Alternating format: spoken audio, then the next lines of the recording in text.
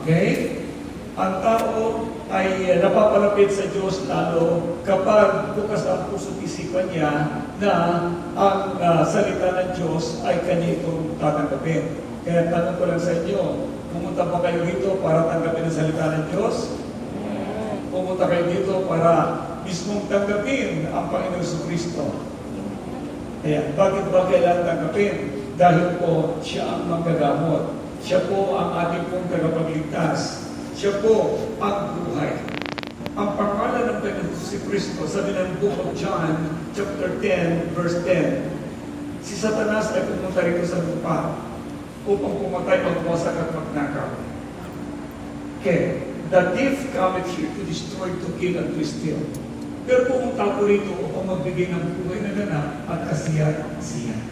Sabi ng Panginoon, kung paano ang magnanakaw na tinutukoy niya sa Satanas ay pumunta rito para magwasak ng buhay, pumatay sa pamagitan ng pagbibigay ng anumang sakit, paglalagay ng sakit karamdaman sa tao, at pagnanakaw ng masaya at kasaganaan ng buhay ng tao. Pumunta naman dito si Jesucristo upang magbigay ng buhay at ganap at kasiya-siya. Sino gusto maging masaya ang buhay? Amen. Ngayon, ang kasiyahan, ang Diyos po ang nagbibigay po ito. Hindi masaya ka din na nanalo ka sa loto. Na masaya ka dahil sa tumama ka sa sugal. Hindi po gano'n. Yun po'y pansamantalang kasiyahan po yun. Ang tunay po na masayang buhay ay yung meron kang assurance of your salvation. Meron kang kaligtasan. Meron kang buhay na walang hanggan. Na alam mo, buhay ka pa lamang sa mundo nito, alam mo na sa langit ang punta mo. Kaya, mga minamahal na paghalaga sa isang tao, ang natitiyak niya ang kaligtasan. O natitiyak niya ang kaligtasan. Okay? So, now, dito sa Bible, sa aklat ng Matthew chapter 15, verse 21. Kung babasahin po natin ito sa Tagalog, ang sabi niya, umalis doon si Jesus at nagpunta sa lupaing malapit sa Tiro at Sidon. Isang Galilea na nakatira doon ang lumapit sa kanya na sumisigaw, Panginoon, anak ni David, maawa po kayo sa akin, anak.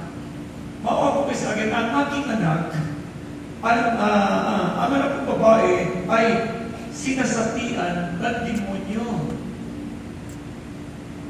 At dahil dito ay hindi sumagot si Jesus. Sabi niya, sinasapian, pinapahirapan labis ng demonyo.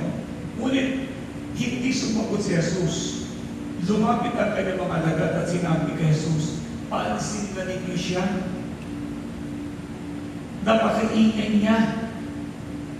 At sunod sa atin. Sumagot si Jesus sa mga naliligaw na tupa ng sambahayan ng Israel lamang ako sinugo, sabi niya. Ngunit lumapit sa kanyang babae, lumuhod ito at nagmakaawa. Ano sinabi? Nagmakaawa. Tulungan ko ninyo ako, Panginoon. Sumagot si Jesus, hindi dapat kunin ang pagkain ng mga bata at ibigay sa mga aso. Sabi ni Jesus. Sumagot ang Galilea, totoo nga, Panginoon. Ngunit, ang mga aso man ay kumakain ng buong nananaglag sa hapag ng kanilang Panginoon. Tugon ng babae. Verse 28, at sinabi sa kanya ni Jesus, napakalaki ng iyong pananampalataya.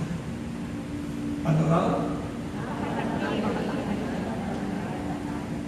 Mangyayari ang hinihiling mo, sabi ni Jesus. At noon din, gumaling ang kanyang anak. Purihin ang Panginoon.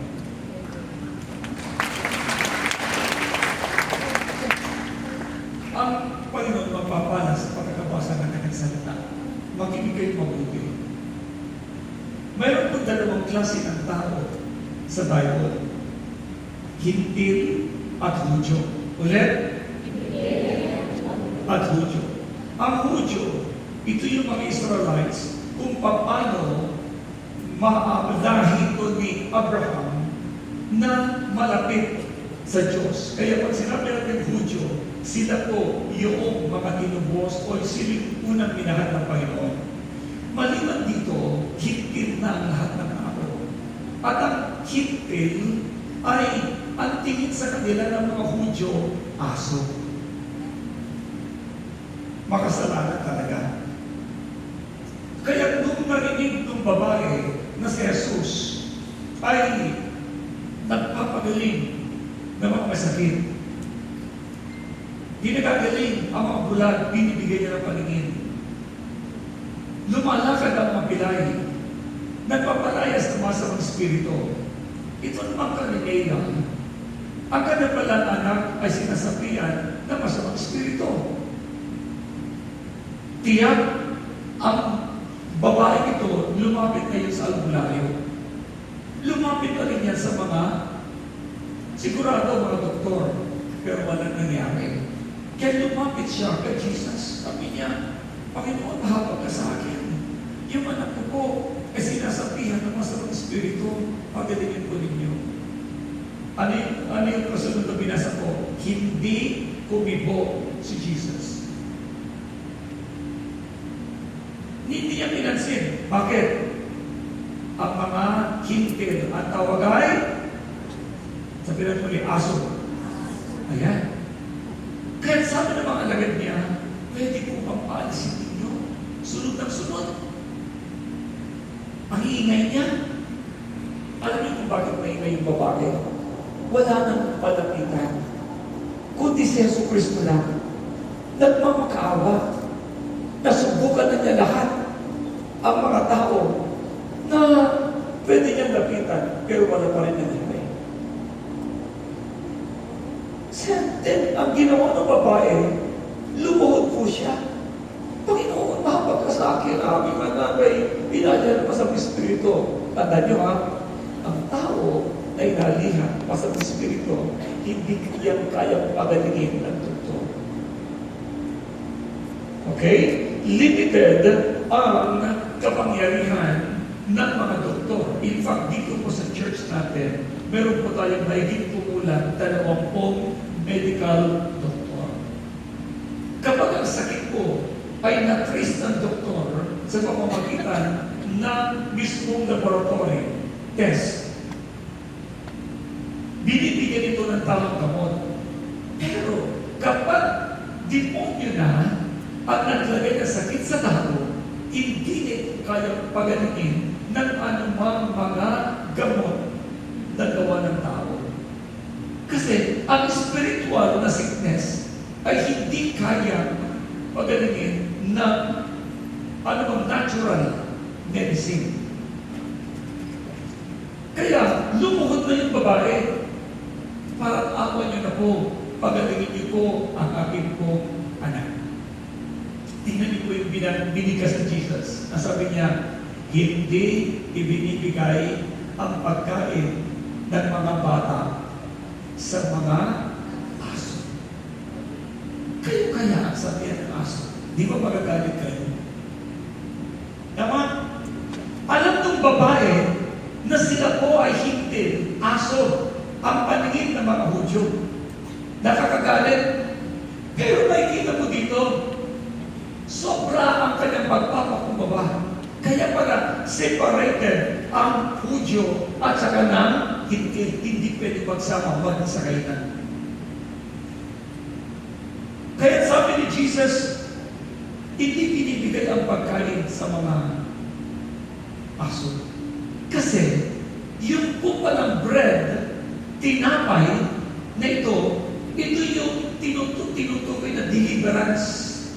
Ang deliverance ko pala ay bread. Ito yung kailangan ng tao para everyday, healthy, strong, masaya ang kanyang buhay. So instead na magalit yung babae, Ang sabi niya, opo, aso po kami. Pero, mayroon kaming karapatan na kumain ng mga tira-tira ng aming Panginoon. Wow! Ang ganda yung word dito, ng aming Panginoon. Hindi pa rin pinto yung babae na tawagin niyang Panginoon si Jesus. Mayroon pa rin kaming karapatan na kumain ng mga tira-tira. Tingnan nyo, mula ang kanyang hinihiling. Anong sabi ngayon ni Jesus? Babae, ang tindi ng prayer mo, napakalaki ng iyong pananampalataya. Hallelujah! At tao po pala na nananalig sa Diyos, natutuwa ang Diyos, na sabihin, ang tindi ng prayer mo. Then, anong sabi ngayon ni Jesus sa kanya? Mangyari ang hinihiling. Say, wow! Mangyari ang hinihiling mo! Grabe ha! After that, at noon din, gumaling ang kanyang anak! Ang tao na may pananampalataya sa ating Panginoon Jesucristo. Maski hindi mo kasama yung may sakit, ikaw lang ang manampalataya, ang kagalingan ay dumadaloy sa kanila. How much more kung nandito ka? Gusto kong malaman mo, manalig kang lubos. Hindi ng anumang pangako ng tao. Hindi ng anting-anting. Hindi ng mga magugulang. Hindi ng mga espiritista at albularyo ang lalapitan mo. Lalapitan mo lamang si Jesus. Na, makinig. Si Jesus ay hindi nakikita ngayon. Pero gusto kong malaman ninyo, umakyat na si Jesucristo sa langit. Bumalik na siya doon. Pero, may binitawan si Jesus sa kanyang mga alagad, sa kanyang mga disipulo. Higit pa rito ang inyong gagawin, sapagkat ako'y pupunta na sa aking amang sumasalangit. John chapter 14, verse 12 to 14. Ang sabi niya, at higit pa rito ang inyong mga gagawin, sapagkat ako'y pupunta na sa aking amang sumasalangit. Ano man ang inyong hilingin. Tapasin niyo po yung word yan. Higit pa, ano man ang inyong hilingin. Sa Ama, sa pangalan ko. Kanino pangalan? Kay Jesucristo. Gagawin ko upang maparangalan ang Amang sumasalangit.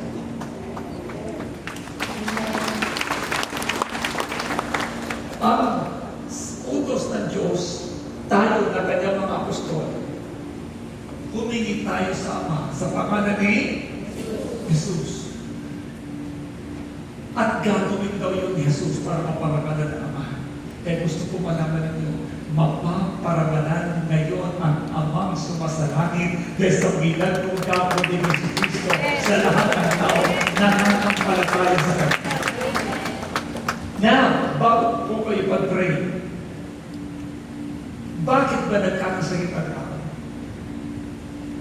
Una, sabi natin ang kasalanan. Ulit, dalawang klase ng kasalanan. Kasalanan mo sa Diyos at kasalanan mo sa iyong katawan. Ano yung kasalanan mo sa Diyos? Ikaw ay namumuhay ng mga kasalanan. Hindi mo siya tinanggap bilang tagapagligtas ng buhay mo. Kaya, wala kang proteksyon sa gawa ng kadiliman. Pangalawa, ang kasalanan mo sa katawan. Sinisira ang katawan mo sa pamamagitan ng bisyo, sa pamamagitan po ng sobrang pagkain, sa sobrang pagod mong ginagawa, o kaya sinasaktan mo ang sarili mo. Kaya ka nagkakasakit. Kapag hindi mo inalagaan ang sarili mo, kasalanan din mo yan. Pero higit sa lahat, yung kasalanan mo sa Diyos, na minana mo sa iyong mga magulang, sa iyong mga ninuno, mula kay Adan at kay Eva, hanggang sa mga magulang mo.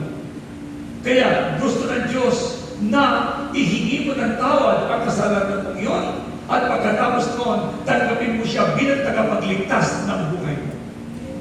Pag tinanggap mo si Jesus sa buhay mo, maghahari na siya sa buhay mo, ikaw ay tatawagin niyang anak niya. John chapter 1 verse 12 at 13. Ang sabi niya, ang lahat ng nananalig at tumatanggap sa Kanya ay pinagkakaloban niya sila ng karapatan maging anak ng Diyos. Sa makatuwid, ang tao ay magiging anak ng Diyos lamang kapag tinanggap mo ang Panginoong Jesucristo. At pag tinanggap mo siya, sila ay nagiging mga anak ng Diyos hindi dahil sa isinilan sila ayon sa kalikasan o sa kagustuhan o sa kagagawa ng tao, kundi sa pagiging anak, ang pagiging anak nila ay dahil sa kalooban ng Diyos. Kalooban ng Diyos na ikay maging anak niya kung tatanggapin mong lubos si Jesus sa buhay mo. Paano ba tinatanggap si Jesus, Bishop Art? Hindi ko naman siya nakikita. Ang sabi ng Romans chapter 10, verse 9 and 10. Pakinggan niyo po dito. Ito ang way ng pagtanggap. Kung ipapahayag ng iyong labi na si Jesus ay inyong Panginoon at mananalig kayo ng buong puso na siya namatay, inilibing at muling nabuhay, maliligtas ka. Sabi ng verse 10, sapagkat sumasampalataya ang tao sa pamamagitan ng kanyang puso. Sino may puso dito? Raise your hand. Yung may puso lang, may puso. Yan, may mga walang puso pala dito. Okay, so, sa pamamagitan ng kanyang puso at sa gayon ay pinapawalang sala ng Diyos. Kaya una, kapag ikaw pala nagsasalita, galing sa puso mo yun. Sumasampalataya ka sa Diyos, galing sa puso mo. At sa gayon, pinapawalang sala ng Diyos. Nagpapahayag naman siya sa pamamagitan ng kanyang labi, sa gayon, naliligtas. Kaya kung manampalataya ang puso mo, bigkasin ang bibig mo. Na siya tagapagligtas mo, din maliligtas ka. Ito pa, sabi ng John chapter 1 verse 9, kung ipapahayag mo ang iyong mga nagawang kasalanan, ibig sabihin, hihingi ka ng tawad, sasabihin mo yung nagawang mong kasalanan, siya ay tapat at banal na patatawarin ka at lilinisin ka niya sa lahat mong kalikuhan sapagkat siya ay patuloy. Kaya, anuman ang kasalanan mo, sinlaki man ng barko na pier, sinlaki man ng barko doon sa pier, ang laki ng kasalanan mo, ang pagpapatawad ng Diyos sa iyo ay sinawak ng karagatan. Kaya huwag na huwag yung isipin na, ako kaya pong patawarin ng Diyos, sobrang kasalanan ko, sobra talaga, hindi ko na mabilang. Oo, hindi mo mabilang kasi malilimutin ka. Pero, bilang ni Jesus ang kasalanan. Ano man yan? Kaya niyang patawarin niya. Dahil ang pinapatawad ng Diyos, lahat ng nananalig sa Kanya at sumasampalataya at nagpapakumbaba, pinangako ng Diyos, patatawarin ka sa lahat ng uri ng kasalanan at lilinisin ka niya sa lahat mong kalikuhan sapagkat siya ay matuloy. Kinapagaganda sinasabi na 1 John 1:9. Kaya kailangan mo ipahayag ang iyong mga kasalanan at patatawarin ka niya. At ang pangako niya, lilinisin tayo ng Diyos sa lahat ng ating mga kasalanan sapagkat siya ay tapat at matuwid. Kaya mga minamahal, magpakumbaba lang po tayo ngayon gabi ito. Mula sa gabi ito. Bakit? Ang sabi ng Isaiah, chapter 59, verse 1 and 2, hindi ako bini para pakinggan ka. Ninihindirin maikli yung kamay ko para abutin ko kayo at tulungan ka. Ang mga kasalanan ninyo ang nakaabang sa aking mukha, kaya hindi kita marinig at makita. Sino gustong pakinggan ng Diyos mo? Sino gustong dinggin ng Diyos ang kanyang panalangin? Humingi ka ng tawad sa Panginoon. Kaya, ano mang kasalanan mo, patatawarin ka ng Diyos. kung totoo ang iyong paghingi ng tawad. At pag tinanggap mo na siya sa puso mo, doon ka na magiging anak ng Diyos. Sino gusto maging anak ng Diyos? Sabi ng iba, bakit ngayon lang ba mag-born again ang mga anak ng Diyos at kami hindi? E doon lang sa salita mo, galit ka na. Hindi ka na anak ng Diyos. Alam niyo, masakit mapakinggan na ang anak ng Diyos ay yung mga tao na ipanganak na muli. Kaya na ipanganak na muli dahil tinanggap nila si Jesus na born again sila. Ikaw, religious ka, pero hindi mo matinanggap si Jesus sa buhay mo. Bakit di ba paliligtas ang religious bishop part? Nakalagay din sa Biblia, maraming mga Pariseo at mga eskriba sa panahon ni Jesus. Persecutor na eh. Tinatawanan nila si Jesus eh. Kasi nabihan ni Jesus Kristo yung nagdalbalan ni Nicodemus. Isa po siya na religyoso. Ang sabi ni Jesus sa kanya, sinasabi ko sa inyo, maliban ang kayo panganak na muli, hindi siya paghaharian ng Diyos. John chapter 3, verse 3. Tapos sabi ni Nicodemus, paano ba yung makakapasok muli ang isang tao? Kung matanda na siya, makakapasok pa ba muli sa tiyan ng kanilang para ipanganak na muli? Kasi ang pagkakaalam niya ang born again ay isisira na ulit sa physical.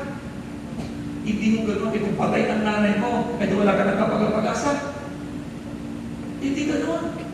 Ang born again ay yung pagtanggap kay Jesus. Kaya sabi niya, ang ipinanganak sa laman ay sa laman. Kagalawan ng ating mga tina. Ang ipinanganak na sa Espiritu ay sa Espiritu. So, ipapanganak ka sa pamamagitan ng Holy Spirit. Na pag tinanggap mo siya sa buhay mo, mananahan na ang Holy Spirit at gagawin ka niya ngayong anak. Kaya ang nakipag-isa sa Kanya, pinagkaluan ng karapatan maging anak na Diyos. Sino gusto maging anak ng Diyos kayo dito? Ayun. Kaya si Nicodemus na born again. At binigyan niya ng date doon sa verse 6 at saka 7. Ang sabi niya doon, ang sabi niya, ang taong ipinanganak ayon sa laman ay laman. At ang ipinanganak ayon sa Espiritu ay sa Espiritu. Verse 7, kayo huwag kayong magtaka sa sinasabi ko sa inyo, lahat. Sabi na po lahat. Hindi sinabing puti lang. Hindi lang sinabing Hudyo lang. Lahat na. Lahat ay kailangan ipanganak na muli. Kaya ngayon, nagyayat kayo, ipapanganak kayo muli ngayon sa pamamagitan ng inyong pagtanggap kay Kristo na pag-uwi po ninyo, anak ka ng Diyos. Amen! O, sino gusto makarating sa langit? Yes! Naniniwala ba kayo may langit? Yes! Bakit? Si Jesus Kristo galing sa langit, nagkatawag tao, pagkatapos nung ihatid niya kanyang sarili sa krus ng Kalbaryo, natigis sa kanyang sarili ng dugo para maligtas tayong lahat, maubasan tayo ng kanyang banal na dugo. Namatay, inilibig muli na buhay, umakyat na muli sa langit, o di may langit. Ang maraming mga tao pinusupo. Sabi nila, bakit? Kakating ka na sa langit? Hindi. O, ba't doon sila sabi may langit? Sabi ni Jesus. Nagkinawa mo sa Jesus? Hindi. Sabi ng Biblia, ang Biblia, ang aklat na iniwanan ng Diyos dito sa lupa na kailangan mong basahin para malaman mo ang tamang magandang buhay at kaligtasan. At nangako, si Jesus ay muling babalik. At ang kanyang babalikan, walang iba kundi ikaw at ako na tumanggap sa Kanya bilang tagapagligtas at Panginoon ng buhay. Ngayon, gusto niyo ba maging malaya? Lahat, nabasa ko sa Biblia, lahat ng lumapit kay Jesus, pinagaling ni Silva. Maging kay Pedro, nung umakyat na si Jesus sa langit, pinanghawakan ni Pedro yung salitang, higit pa dito ang iyong gagawin na himala sa pag ako'y pupunta na sa ating amang sumasalangit. Pinanghawakan ni Pedro yun. Si Pedro na yun. Nung siya'y nag-lay-hands, gumagaling ng mga may sakit, nagdagsa ng marami mga may sakit. Si Pedro, ang ginawa niya, naglakad na, dinaanan ng kanyang anino ang mga may sakit. Nandun ng mga may sakit. Narito kasi yung kung ilang araw o kaya ay liwanag, natama ng kanyang anino ang mga may sakit. Ang mga may sakit ng aksikali, anino na. Naalala ko tuloy nung pinundod sa Hong Kong. Meron pong isang dating member ng El Shaddai, lumapit sa akin, ang sabi sa akin, pagpagalingin niyo po ang aking pong paa, yung kanya pong binti, nagnanak-nak. Alam niyo, hindi ko pwede i-hands. Bakit? Sugat. Dalawang bagay, baka ako'y mahawaan, o kaya may infection siya lalo. Ang sabi lang sa akin, daanan mo kami manino. Dinaanan mo lang manino. Sabi ko, tinutuyo at pinagagalit ko ang sugat mo. Ay paglampas ng kamay, ay bumalik Natuyo ka agad. Gusto kong malaman ninyo, ang Diyos ay buhay. At gagaling kayo ngayong gabi. Amen? Anong sabi ni Sister Gloria? O saan ba pangalan ng ang leader, Sister Gloria? Montiveros yata. Sabi sa akin, nung nakaraan na dito, Sister Gloria, okay, lumapit sa akin, doon kami, saan ba? Doon, sa area na yun. Sabi niya, may bukol po ako sa liit, pag-ready po ako. Sige. Hinawakan ko lang, tinas ko lang gano'n. Sabi ko, tinutunan ko ang iyong bukol na yan. Hindi ko sinabing lig mo, papapatuloy yung lig. Tinutunan ko ang bukol sa lig mo in Jesus' name. Amen. Mapacheck up ka na. Pag ginalingkuhan, lumapit sa akin, sabi niya, Bishop! Tingnan niyo ko yung lig ko. Inakalimutan ko na pinag-pray ko. Tingnan niyo yung lig ko. Sabi ko, ito yung pinapakita lig ko sa akin. Ano yung sabi? Ay, nabalik na po ako. Pinag-pray lang po nung nakararing ko. Ano nung papating na? Wala na. Pinagaling. Tandaan niyo ha, ang Diyos namin pinag-iling ko lang dito. Hindi mo siya nakikita, pero may ginagawang himala sa lahat ng tao na nakikilala sa kanya. At pinag-iling pa sa already. Na meron pong sari-sari sakit karamdaman. Nilagyan ng mga makukulang na sakit. Patapos ipag-pray, napaihi. Doon, umihi doon. May siyar naman doon. Napaihi doon. Yun pala.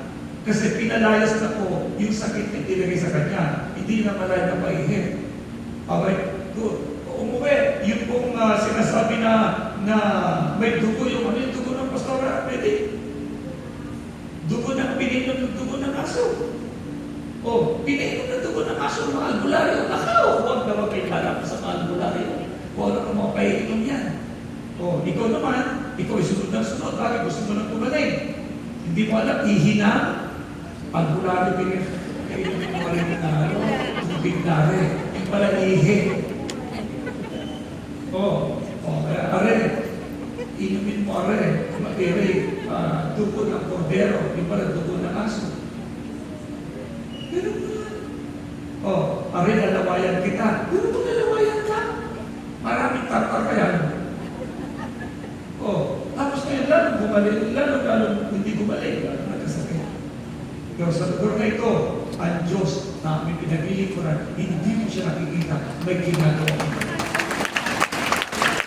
Amen? Gusto mo maging malaya ngayong gabi? Okay, isuko mo lang ang buhay mo sa Panginoon ha. Hindi lang gusto ko lalapit sa iyo at ako'y pagalingin mo.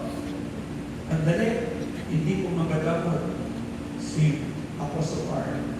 Si Jesus ang magagamot. Amen? Lahat ng pastor ho dito, sanay na po lahat yan sa deliverance. Basta, pag lumapit kayo din mamaya, buong puso ninyo isuko ang inyong mga kasalanan. Okay? Sino na nanalig ni Jesus na magagamot? Amen. Okay. Now, last ang babanggitin ko, kapag isang tao, di ba sabi ko sa inyo, kasalanan na, ang pintuan ng sakit karamdaman ay kasalanan. Kasalanan mo sa katawan mo. Okay? Ito yung mga kinakain mo na bawal sa katawan mo, sumobra na, kain ka lang ng kain, yan paborito mo. Kaya tumaas ang blood pressure mo. So ikaw may kasalanan. Then, sinisira mo ang katawan mo. Okay? At ang pangatlo, na kasama pa rin yan sa sarili mo, yung tinatawag na galit, hinanakit, sama ng loob. Kapag sa tao ay punong-puno ng galit, yan, madali siyang magkasakit. Bakit? Ang galit, sabi ng Bible, ay mismo kasalanan. Pag napuot ka sa kapwa mo, ikaw ay nagkasala at dapat hindi mo pinatawad ang taong nagkasala sa iyo, hindi ka rin patatawarin ng Panginoon. Matthew chapter 6 verse 14 up to 15. Sabi niya, pagpatawad kayo sa mga nagkasala sa iyo. Pag hindi kayo nagpatawad, hindi kayo patatawarin ng inyong Ama sumasalangit. Matthew chapter 6 verse 14 up to 15. Ano sabi niya doon? Sa kanyang salita, pagpatawad kayo. Pag hindi kayo nagpatawad, hindi kayo patatawarin ng Panginoon. Did you understand? Kaya, ang gusto ng Diyos ngayon, hindi ka natawad. Kung puno ka ng galit, hinanakit, sama ng loob. Tanggalin niyo nito. Basahin din po natin ito. Aklat ng Ephesians chapter 4, verse 31 to 32. Basahin natin yung sa Tagalog. Sa Kristal, nilagay mo nga. Para basahin natin. Sabi niya, tanggalin na ninyo ang galit, uot, hinanakit. Sabi niya, tanggalin ninyo ang pananampayaw. Pagmahalan kayo, magpatawad kayo sa isa't isa. Yan ang pinatawad ng Panginoon ang inyong mga nagawang kasalanan. Kaya ngayong gabi, lubos natin ibigay ang ating buhay sa ating Diyos na buhay. Are you ready? Handa na tanggapin si Jesus? Okay, humigit po kayo sa oras na ito. Thank you, Lord Jesus.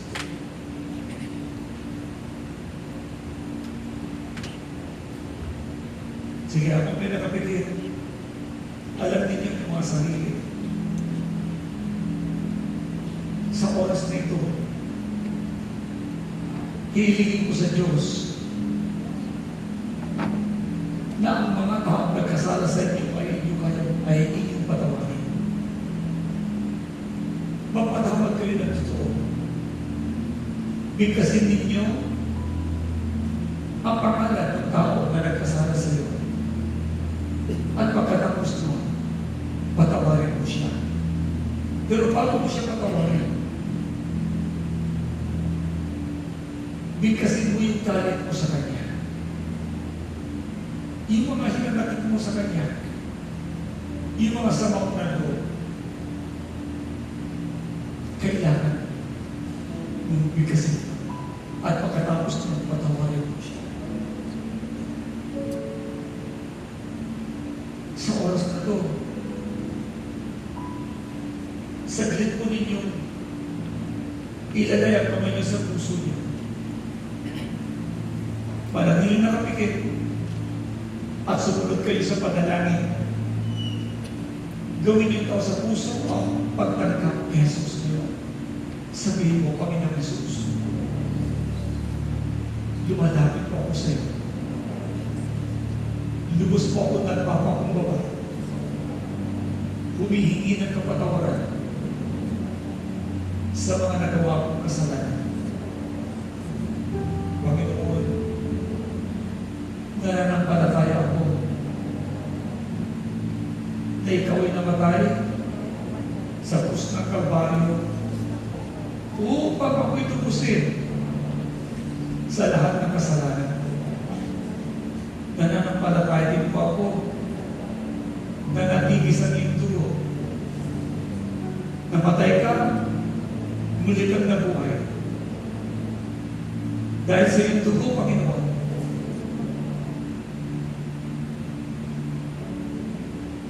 matutubos ako sa lahat kong kasalanan. Linisin ko po ako ng banal ng dugo.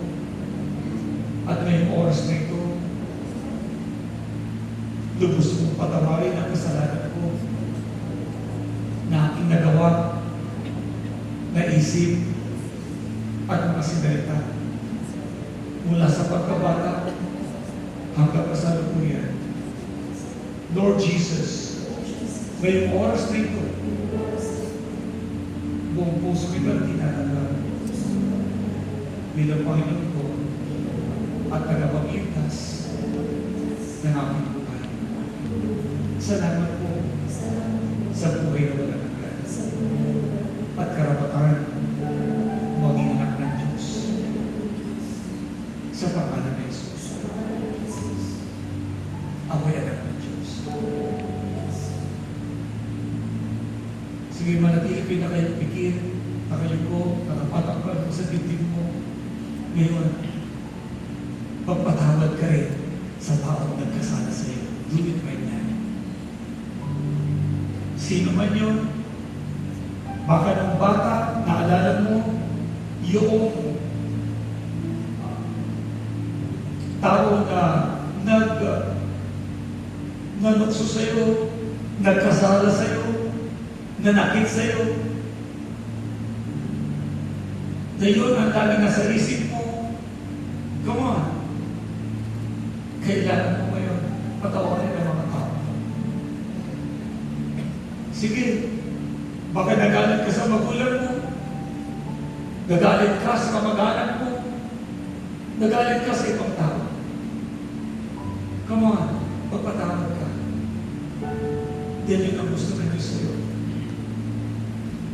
Habang ikinagpapatawad, tumikilos ang Panginoon.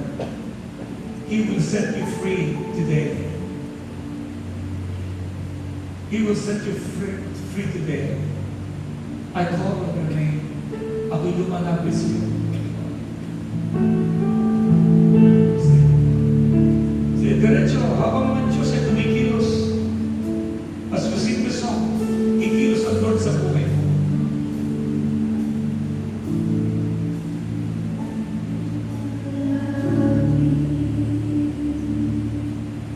Yes, Jesus. Sa iyo ang Panginoon,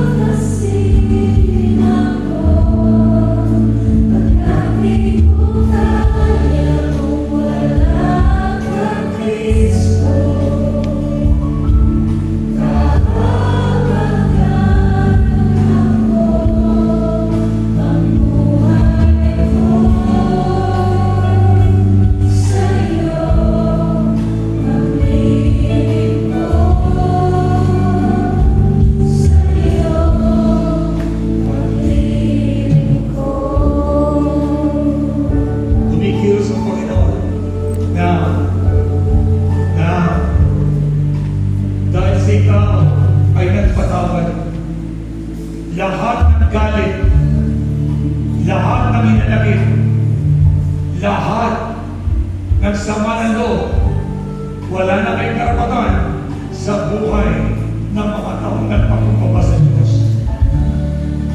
Pinapalis ko kayong lahat sa kanilang mga buhay. Ngayon, lahat ng galit at lahat ng hinanakit, sama ng loob, in Jesus' name, pinapalis ko kayo sa kanilang mga puso, sa kanilang mga kaisipan. Labas! In the name of Jesus. Now, wala kayong karapatan na maghari sa kanila. In the name of Jesus. In the name of Jesus. At sa oras na ito, ganun din ang anumang sumpang binitawan ng kanilang kapwa sa kanila.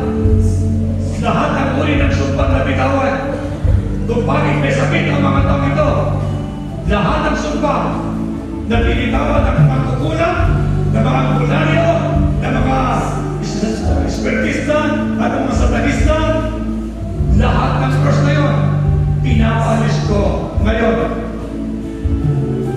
In Jesus' mighty name. In Jesus' mighty name. At pati na lahat ng uri ng anting-anting, pati na mga albularyo, wala kayong karapatan na tumigil sa buhay ng mga tao ito ngayon. In the name of Jesus Christ, the Son of the living God. In the name of Jesus Christ, the Son of the living God. Come on. Patuloy na tumikilos ang Lord. In Jesus' mighty name. At ngayon, the healing power of God is moving. The healing touch of the Lord is moving. In Jesus' mighty name. Healing power of God is moving. Yes. It's moving. In Jesus' mighty name. And this time, tinatawag ko ngayon dito sa unahan ang lahat ng unay nakakita ng multo. Kung nakakita kayo ng multo, ikaw yun, pumunta ka sa unahan. Come on. Kung nakakita ka ng multo, sino man yun? You can come forward. Pangalawa, sino sa inyo dito ang nagpagamot sa albularyo? Pumunta sa unahan. Come. Lahat na nagpagamot sa albularyo, come.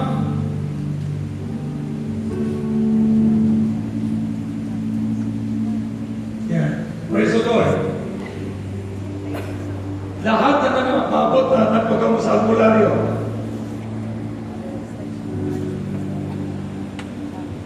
In the name of Jesus Christ, the Son of the living God, the Lord is here.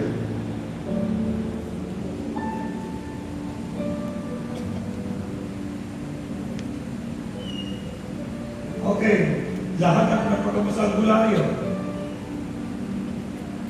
Ushers, sa likod. Come on.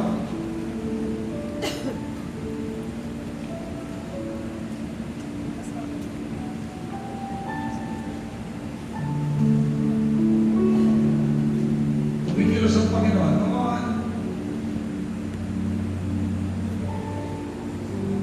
In Jesus' mighty name.